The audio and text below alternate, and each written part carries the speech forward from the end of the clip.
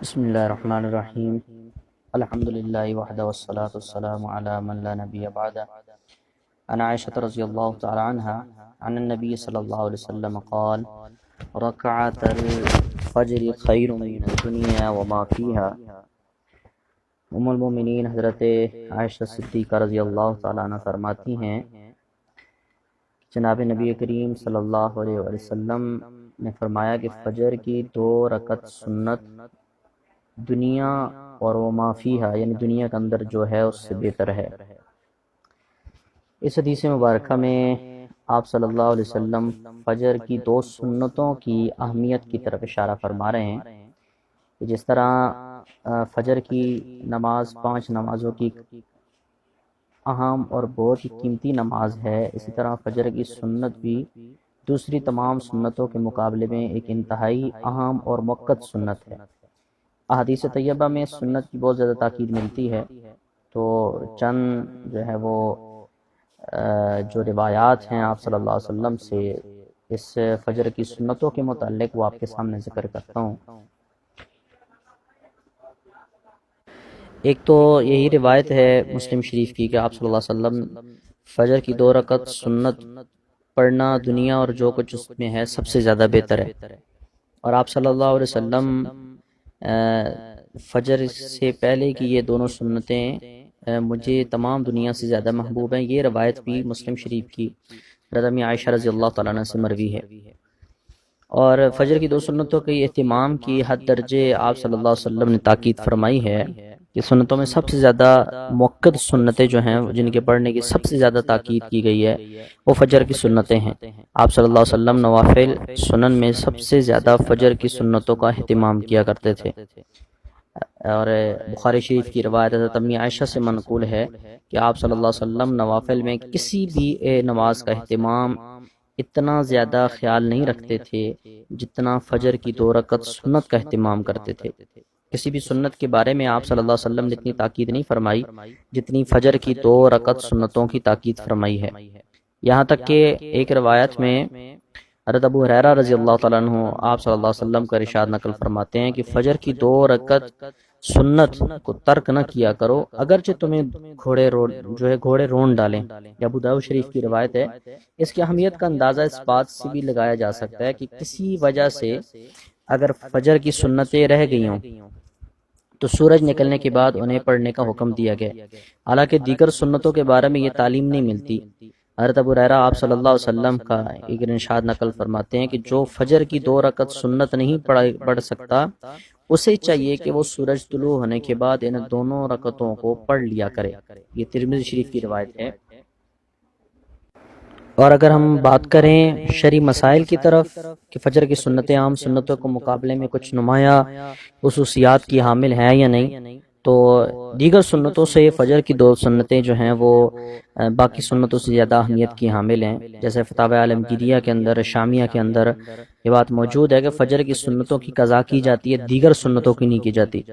اور فجر کی سنت سفر میں بھی پڑھنے کا حکم دیا گیا ہے جبکہ دیگر سنتوں کی معافی ہے، اور فجر کی سنت فرض نماز شروع ہو جانے کے بعد بھی پڑھنا درست ہے بشرطے کہ قعدہ اخیرہ میں ملنے کی امید ہو، جبکہ دیگر سنتوں کا یہ حکم نہیں ہے۔ اور اسی طرح فجر کی سنت بغیر عذر کے بیٹھ کر نہیں پڑھ سکتے، کھڑے ہو کر ہی پڑھنی چاہیے، جبکہ دیگر سنتوں کو پڑھا جا سکتا ہے، اگرچہ بہتر نہیں ہے لیکن پڑھا جا سکتا ہے۔ اسی طرح فجر کی سنت کو سواری پر بیٹھ کر بغیر عذر کے پڑھنا درست نہیں ہے، اس لیے کہ فرائض اور واجبات کی طرح نیچے اتر کر پڑھنا ضروری ہے، جبکہ دیگر سنتوں کو سواری پر بیٹھے بیٹھے بھی پڑھا جا سکتا ہے۔ اور ایک اہمیت ہمیں آپ صلی اللہ علیہ وسلم کی روایت سے ملتی ہے کہ فجر کی 2 سنتوں کی پابندی کرنے سے اللہ کا رجوع نصیب ہوتا ہے، یعنی فجر کی 2 رکعتوں کی حفاظت صرف وہی کر سکتا ہے جو بہت زیادہ رجوع کرنے والا ہو، اللہ تعالیٰ کو زیادہ محبوب رکھتا ہو۔ اور آپ صلی اللہ علیہ وسلم کی خدمت حضرت عبداللہ بن عمر فرماتے کہ میں حاضر ہوا اور اس نے آپ سے درخواست کی کہ یا رسول اللہ مجھے کسی ایسے عمل کی رہنمائی فرمائیں کہ جس پر عمل کرنے کی برکت سے اللہ مجھے نفع فرمائے۔ آپ نے فرمایا علیک برکعت الفجر فإن فیہما فضیلۃ، کہ فجر کی 2 رکعت سنت کا اہتمام کیا کرو، اس لیے کہ اس میں بڑی فضیلت رکھی گئی ہے، اور اس کو صلاۃ الرغائب یعنی رغبت والی نماز بھی کہا گیا ہے فجر کی 2 سنتوں کو، کہ فجر کی نماز سے پہلے جو 2 رکعتیں سنتوں کو چھوڑا، جس نے فجر کی نماز سے پہلے 2 رکعت سنت کو چھوڑ کر اس کے لیے دونوں رکعتوں میں رغبت کی چیزیں ہیں، یعنی فجر کی دونوں رکعتوں کو نہیں چھوڑنا، یعنی فجر کے فرائض کو بھی چھوڑنا اور سنتوں کو بھی نہیں چھوڑنا، اور اسی طرح فجر کی 2 رکعت سنت کو اپنے اوپر لازم کر لو، اس لیے کہ ان دونوں رکعتوں میں رغبت کی چیزیں ہیں، یعنی رغبت کی چیزوں سے مراد اجر و ثواب اور نیکیوں کے بڑے بڑے ذخیرے موجود ہیں، جنہیں فجر کی 2 رکعت سنت پڑھ کر بآسانی حاصل کیے جا سکتے، اس لیے اس کو صلاۃ الرغائب بھی کہا جاتا ہے۔ یہ چند روایات تھی جو فجر کی سنتوں کے متعلق و فضائل کے متعلق ہیں، کہ آپ صلی اللہ علیہ وسلم تاکیداً فرما رہے ہیں کہ فجر کی سنتوں کو لازم پکڑو۔ اب ہمارے لیے کیا حکم ہے، ہم فجر کی نماز پڑھتے ہیں یا نہیں پڑھتے؟ یہاں تو جو ترغیب دی جا رہی ہے فجر کی سنتوں کی دی جا رہی ہے، ہم تو فرائض بھی چھوڑ دیتے ہیں۔